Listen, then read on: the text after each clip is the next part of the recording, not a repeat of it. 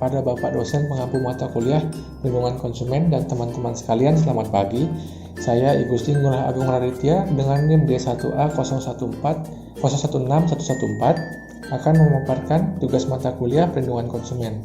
Dalam hal ini, saya menganalisa dua contoh perjanjian baku, yaitu analisa perjanjian baku kredit pada Bank Mandiri dan perjanjian baku pada asuransi jiwa AIA.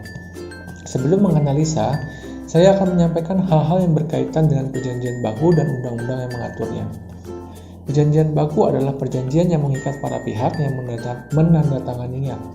Walaupun harus diakui bahwa klausula yang terdapat pada perjanjian baku banyak mengalihkan beban tanggung gugat dari pihak perancang perjanjian baku pada pihak lawannya.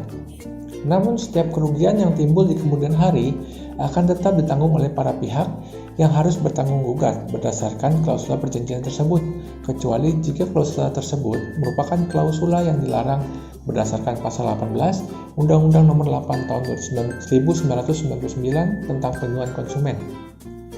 Namun demikian, permasalahan bukan terjadi pada perjanjian bakunya, tetapi perjanjian baku yang bersifat eksonerasi. Klausula eksonerasi adalah syarat yang secara khusus membebaskan pengusaha dari tanggung jawab terhadap akibat yang merugikan yang timbul dari pelaksanaan perjanjian. Klausula eksonerasi diatur dalam pasal 1493 dan pasal 1494 KUH Perdata.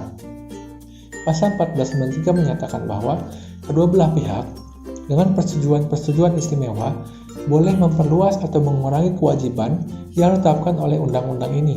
Bahkan mereka boleh mengadakan persetujuan bahwa penjual tidak wajib menanggung apapun. Sementara di pasal 1494 KUH Perdata menyatakan bahwa meskipun telah diperjanjikan bahwa penjual tidak menanggung sesuatu apapun, ia tetap bertanggung jawab atas akibat dari suatu perbuatan yang dilakukannya. Segala persetujuan yang bertentangan dengan ini adalah batal. Kebanyakan pengusaha dalam menyelesaikan permasalahannya hanya mengacu pada pasal 1493 KUH Perdata. Tetapi sebenarnya ada pasal yang berkaitan dengan hal ini, yaitu pasal 1494 KUH Perdata, yang merupakan satu kesatuan dari pasal 1493 KUH Perdata. Maka dari sinilah timbul klausula eksonerasi. Hal ini sudah jelas bahwa pelepasan tanggung jawab atau pengalihan tanggung jawab tidak boleh dilakukan. Tetapi penerapannya masih sering digunakan untuk melemahkan posisi debitur karena secara sepihak kreditur sudah menyiapkan suatu kondisi perjanjian, yaitu dengan adanya perjanjian baku yang secara sepihak ditentukan juga oleh para kreditur. Hukum perjanjian yang diterapkan dalam praktik hukum di Indonesia masih menggunakan hukum perjanjian yang dimuat dalam buku ke-3 BW. Oleh karena itu, dalam melakukan perjanjian kredit berpedoman pada pasal 1338 KUH Perdata yang menyatakan bahwa semua perjanjian yang dibuat secara sah berlaku sebagai undang-undang yang bagi mereka yang membuatnya. Di dalam pasal tersebut terkandung asas kebebasan berkontrak, bahwa semua orang bebas untuk melakukan atau tidak melakukan perjanjian, bebas dengan siapa ia melakukan perjanjian, bebas dengan tentang apa yang ia ingin perjanjikan, dan bebas untuk menetapkan syarat-syarat perjanjian. Saya akan menyampaikan beberapa pasal mengenai perjanjian baku yang ada di kredit Bank Mandiri dan asuransi jiwa AIA secara singkat. Di dalam perjanjian kredit Bank Mandiri, terdapat pasal-pasal yang isinya bertentangan dengan ketentuan peraturan perundang-undangan yang berlaku, karena pihak bank selaku kreditur telah menggunakan perjanjian baku yang berisi klausula eksonerasi di mana pencantuman klausula tersebut dilarang oleh peraturan perundang-undangan. Pasal tersebut antara lain, yang pertama, ada pasal 2 angka 2 mengenai agunan dan asuransi yang menyatakan bahwa debitur wajib mengasuransikan agunan yang dapat diasuransikan, minimal atas risiko kebakaran, dan dengan kondisi serta nilai pertanggungan menurut ketentuan yang berlaku di bank kepada perusahaan-perusahaan asuransi yang menjadi rekanan bank dengan menggunakan syarat bankers clause. Premi asuransi tersebut menjadi beban dan wajib dibayar oleh debitur. Yang kedua, ada pasal 6 angka 3 mengenai kesanggupan debitur yang menyatakan bahwa memberi izin kepada bank untuk mengungkap semua hal ihwal syarat dan ketentuan pinjaman debitur, keadaan debitur, dan pinjaman debitur kepada pihak yang ditunjuk bank, termasuk pihak yang akan membeli atau menerima peralihan piutang bank terhadap debitur. Untuk maksud tersebut di atas, debitur melepaskan haknya untuk menggugat atau menuntut bank tentang pengungkapan keterangan ini, dan sepanjang perlu, debitur memberi kuasa kepada bank untuk mewakili dan bertindak atas nama debitur untuk melakukan pengungkapan ini.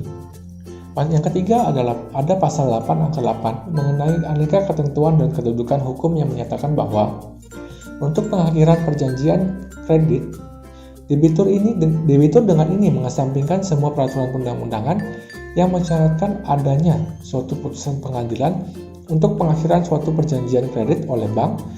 Bank tidak dapat diwajibkan untuk dituntut untuk membayar ganti rugi dalam jumlah berapapun juga kepada debitur.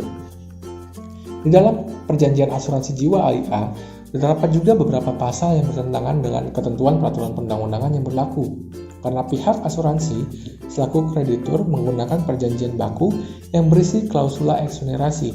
Pasal tersebut antara lain, yang pertama ada pasal 4 huruf D yang menyatakan bahwa PT AIA berhak sepenuhnya untuk menetapkan batasan dan atau ketentuan pembayaran premi dasar, premi top up berkala, premi top up tunggal.